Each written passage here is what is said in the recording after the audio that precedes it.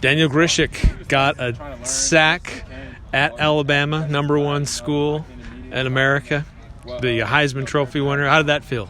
It felt great, but I'm still a little mad because I seen him about 3 other times, and he got away. He stepped up in the pocket, but that one felt good. I deserved it, but I feel like I could have got more, though.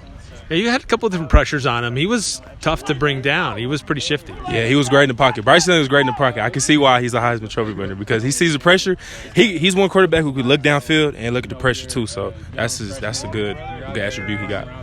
You guys were asked to do a lot. You were on the field a lot in the defense. But how do you feel like, what you guys were asked to do and how eventually it came out? There'd be some things that don't always show up in a box score, but how do you feel like you and the defense kind of performed against really one of the amazing teams in college football? I feel like the defense, we did what we had to do. People were like we all outmatched. The matchups isn't going to be equal, but I feel like they try to run counter at us, zone at us.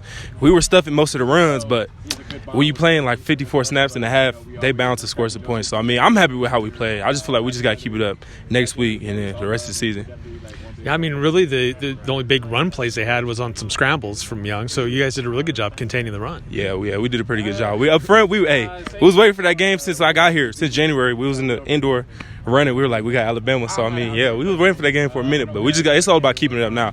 We seen we could do it against the best. Now we just got to do it against everyone else. 2 games now in the books. How do you feel like things are progressing for the defense and especially for that defensive front?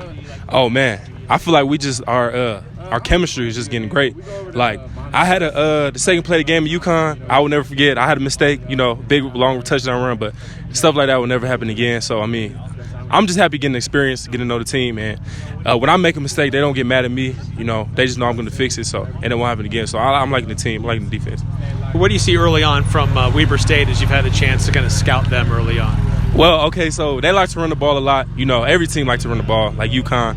But I feel like they're going to try to trick me and Byron because I feel like we showed on film that we could knock back tight ends. So I feel like they're going to try to arc the tight ends, do a lot of read zone stuff, try to get the quarterback moving, get the running back in free zone, stretch, open field. So, I feel like Weber, they're going to come out with some different things. They played a good game against Western Oregon. But, we ready for Weber, though. I guess the last question for me is just building on other positives so far in the season as you're getting ready for another home game and you got to bye.